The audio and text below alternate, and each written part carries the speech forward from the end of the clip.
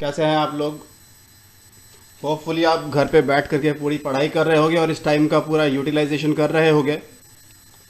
और इसको करना भी चाहिए क्योंकि इस टाइम में तो आपकी पढ़ाई हो रही होती, समर वेकेशन भी स्टार्ट होने ही वाले होते। लेकिन अब सिचुएशन ऐसी है कि वेकेशन ही वेकेशन है। तो अच्छा यही है कि इस टाइम का वैल्यू समझ के जितना ज़्यादा इसको यूटिलाइज किया जाए उतना अच्छा है। तो ये जो वीडियो मैं लेके आया हूँ आपके सामने, ये कैपेसिटर्स के ऊपर बेस्ड है और एक छोटा वीडियो है। ये सिर्फ कंसेप्ट समझाने के पर्पज से बनाया गया है। तो इसमें मैं सिर्फ कैपेसिटर का इंट्रोडक्शन प्रोवाइड करूंगा आप लोगों को, इसमें कुछ ज़्यादा डिटेल में नहीं जाऊंगा। तो आप इस वीडियो को देखिए, बहुत ध्यान से देखिए। होपफुली आपको ये वीडियो काफ़ी अच्छा लगेगा और कैपेसिटर के कंसेप्ट के इंट्रोडक्शन में और उसको समझने में आपकी काफ़ी हेल्प भी करेगा। तो बहुत ध्यान से देखिएगा बच्चा लोग ये वीडियो। आई थिंक आपको पसंद आएगा, आपको कैपेसिटर का कंसेप्ट समझ आएगा। और उसके बाद यदि आपकी कोई डाउट्स होती है, कोई क्वेरीज हैं, तो नीचे कमेंट बॉक्स में ज़रूर लिखिएगा। और स्टूडेंट्स, अगर आपने ये चैनल सब्सक्राइब नहीं किया है तो ज़रूर सब्सक्राइब कर लीजिए, ताकि मेरे जो वीडियोज़ हैं फिज़िक्स के ऊपर और जो कंटेंट्स हैं वो कंटिन्यूसली आपको मिलते रहें। तो कैपेसिटर स्टार्ट करते हैं। Let us move to the next page.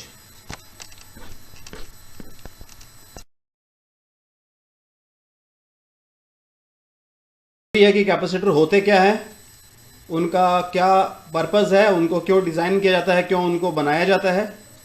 तो समझ लीजिए, कैपेसिटर्स इलेक्ट्रिकल डिवाइसेस होते हैं जिनके ऊपर हम लोग टेम्पररीली इलेक्ट्रिकल चार्ज को स्टोर करते हैं। सिर्फ टेम्पररीली, परमानेंटली नहीं। तो इलेक्ट्रिकल सर्किट में जब कैपेसिटर्स यूज़ किए जाते हैं और उनके ऊपर यदि हम चार्ज स्टोर करते हैं तो उस चार्ज को बहुत जल्दी से क्विकली डिस्चार्ज करके बहुत सारा इलेक्ट्रिकल पावर जनरेट किया जा सकता है। और इस इलेक्ट्रिकल पावर को कई जगह पर यूज़ किया जाता है। जैसे कैमराज में आप देखिएगा, जो फ्लैश का एक्शन होता है वो कैपेसिटर में स्टोर चार्ज के डिस्चार्ज के कारण ही होता है। तो this is due to the action of a capacitor. और भी देखिएगा, बहुत सारे प्रैक्टिकल एप्लीकेशंस हैं कैपेसिटर्स के, जिसके बारे में हम लोग धीरे धीरे करके डिस्कस करते रहेंगे। फिलहाल हम लोग ऐसा करते हैं, हम लोग कैपेसिटर के कंसेप्ट के बारे में जानने की कोशिश करते हैं। तो लेट अस प्रोसीड।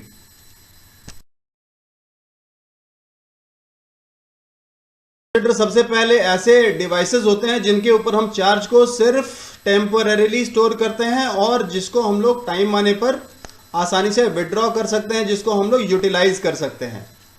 तो कैपेसिटर बनाने के लिए ऐसे सब्सटेंसेस की जरूरत है जिनके ऊपर चार्जेस को इजीली डिपॉजिट किया जा सके और उस पर से इजीली चार्जेस को रिमूव भी किया जा सके। इसलिए इलेक्ट्रिकल कंडक्टर्स वो परफेक्ट मटेरियल्स होते हैं कैपेसिटर्स को बनाने के लिए।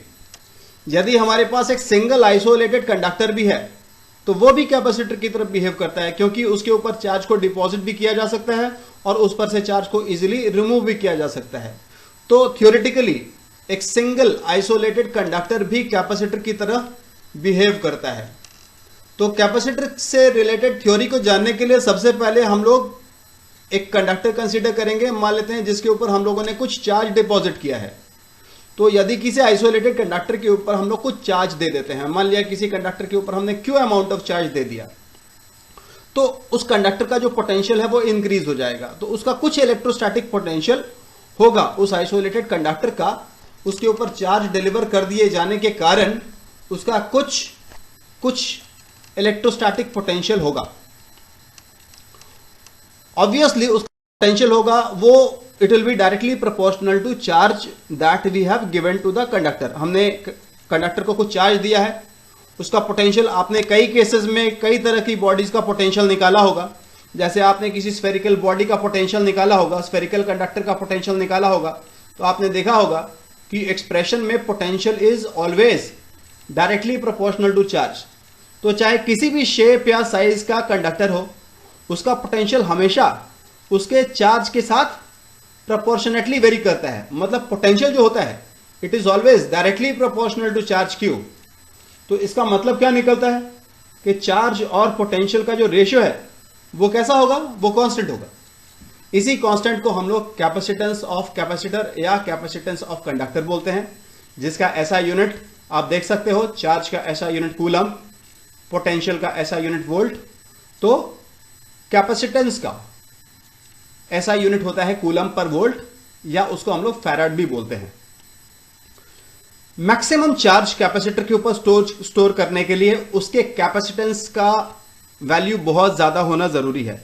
मतलब जितना ज्यादा कैपेसिटेंस का वैल्यू होगा उतना ज्यादा कैपेसिटर के ऊपर चार्ज स्टोर किया जा सकता है। हम लोग एक एग्जांपल कंसीडर करते हैं। हम लोग एक स्फेरिकल कंडक्टर कंसीडर करते हैं जिसके ऊपर चार्ज Q, एक पॉजिटिव चार्ज कैपिटल Q दे दिया गया है और उसका रेडियस R है। तो हम लोगों ने ऑलरेडी पिछले सेक्शंस में स्टडी किया है कि इस तरह के कैपेसिटर का, इस तरह के कंडक्टर का रादर पोटेंशियल कितना होगा। तो किसी भी स्फेरिकल कंडक्टर का पोटेंशियल होता है V equal to 1/4πε0 multiplied by Q/R। By definition हम लोग कैपेसिटेंस का वैल्यू क्या लिखते हैं? Q/V लिखते हैं ना। पिछले स्लाइड में अभी डिस्कस किया था। कैपेसिटेंस का फॉर्मूला क्या हो गया? Q/V, charge by potential. Divide करके देख लीजिए क्या वैल्यू मिलता है, 4πε0R। तो यदि एक स्फेरिकल कंडक्टर है तो उसका कैपेसिटेंस हम कैसे बढ़ा सकते हैं? आप उसका रेडियस बढ़ा दीजिए। जितना ज्यादा रेडियस होगा उतना ज्यादा कैपेसिटेंस होगा, और जितना ज्यादा कैपेसिटेंस होगा उतना ज्यादा चार्ज हम उसके ऊपर स्टोर कर सकते हैं। तो जितने बड़े साइज का कंडक्टर होता है इन जनरल, उतनी ज्यादा उस कंडक्टर की चार्ज को स्टोर करने की कैपेसिटी होती है। ये याद रखिएगा। प्रैक्टिकली हम लोग जिन कैपेसिटर्स को इलेक्ट्रिकल सर्किट्स में यूज करते हैं चार्जेस को स्टोर करने के लिए, उन कैपेसिटर्स की बनावट दो कंडक्टर्स से बनी हुई होती है। कभी भी एक सिंगल प्लेट के कंडक्टर को हम लोग कैपेसिटर बनाने के लिए यूज नहीं करते हैं। उसको चार्ज करने और उसके चार्ज को रिमूव करने में बहुत सारी परेशानी है, इसलिए उस चार्ज को आसानी से यूटिलाइज नहीं किया जा सकता है। इसीलिए प्रैक्टिकली हम लोग जिन कैपेसिटर्स को यूज करते हैं वो दो प्लेट्स, दो कंडक्टिंग प्लेट्स के मिलके बने होते हैं, दो कंडक्टर्स के मिलके बने होते हैं। और इन दोनों कंडक्टर्स को हम लोग प्लेट्स ऑफ द कैपेसिटर भी बोलते हैं। हम लोग नेक्स्ट सेक्शन में इस बारे में स्टडी करेंगे।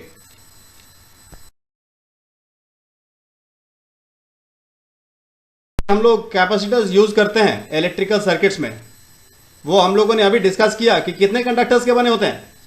दो कंडक्टर्स के बने होते हैं। दोनों कंडक्टर्स को हम लोग फर्स्ट और सेकंड कंडक्टर बोल सकते हैं। दोनों कंडक्टर्स को एक दूसरे के नजदीक रखा जाएगा।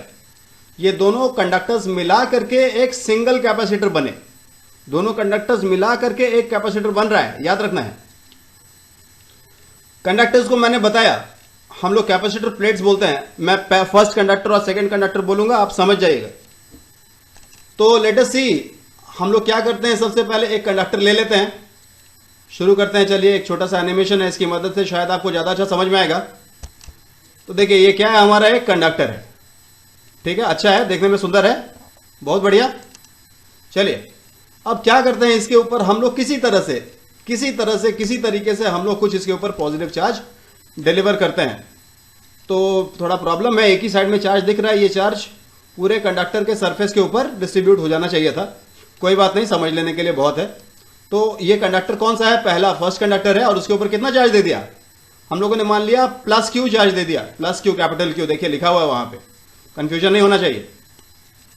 तो आगे बढ़ते हैं। देखिए हम क्या करेंगे अब, क्योंकि हम लोग को दो प्लेट चाहिए, तो हमको ये जानना तो जरूरी है ना कि दो प्लेट्स को यूज करने का पर्पस क्या है। एक कंडक्टर के ऊपर भी चार्ज रखना पॉसिबल है, डिपॉजिट करना पॉसिबल है, रिमूव करना पॉसिबल है। चलिए देखते हैं नेक्स्ट। एक और कंडक्टर को इसके सामने रख दिया। ये कंडक्टर ऑलमोस्ट उसी शेप और साइज का नजर आ रहा है। तो किसी भी शेप या साइज का, थ्योरेटिकली किसी भी शेप या साइज का कंडक्टर चलेगा। अब आप बताइए या सोचिए कि यदि एक अनचार्ज कंडक्टर को किसी कंडक्टर के पास में रख देते हैं, ये जो सेकंड कंडक्टर है इसको मैं सेकंड कंडक्टर ही बोलूंगा। तो यदि इस कंडक्टर को हम लोगों ने फर्स्ट कंडक्टर के पास रख दिया तो क्या होगा? इंडक्शन होगा ना? होगा कि नहीं होगा? कमेंट बॉक्स में लिख के बताइए। इंडक्शन के कारण क्या होगा? देखिए ऐसा कुछ होना चाहिए, ठीक है ना। जो फेस क्लोज है पॉजिटिव चार्ज के, वो कैसा हो जाएगा? नेगेटिव हो जाएगा। तो नजदीक वाले फेस के ऊपर कितना चार्ज आएगा? -Q।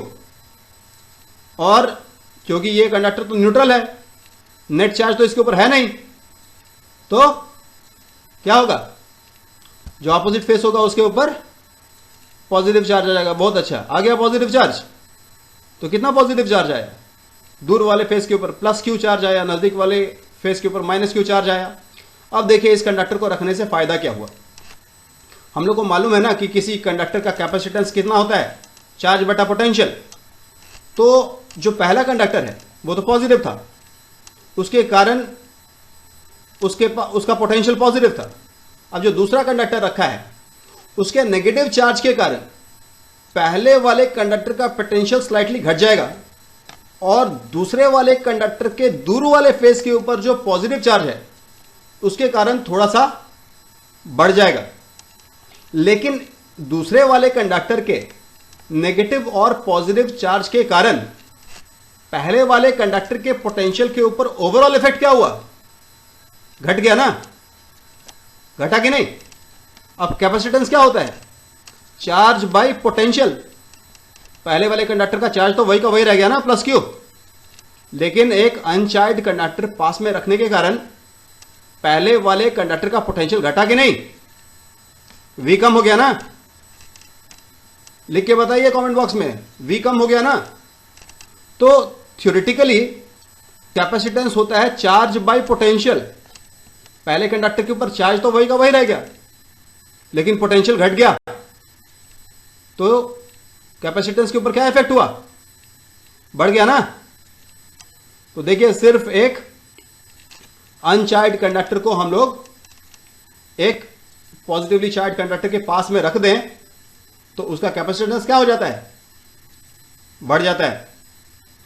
तो हम लोग बोलेंगे कि ये दोनों प्लेट्स मिल करके कैपेसिटर बना रही हैं। अब हम लोग एक और क्लेवर ट्रिक यूज करते हैं। देखिए हम लोग और क्या कर सकते हैं। हम लोगों ने क्या किया कि जो सेकंड वाला कंडक्टर है उसको अर्थ कर दिया। अब अर्थ करने के कारण आप सोचिए क्या होगा, अर्थ से नेगेटिव चार्ज फ्लो होकर के आएगा और ये जो पॉजिटिव चार्ज है सेकंड कंडक्टर के ऊपर उसको क्या करेगा, उसको न्यूट्रलाइज कर देगा। हो गया इस।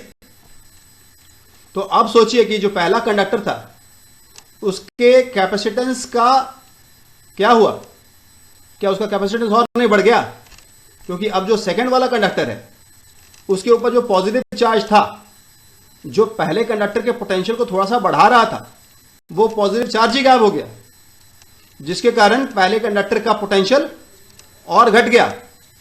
उसके चार्ज के ऊपर आप देखिए कोई इफेक्ट नहीं है, लेकिन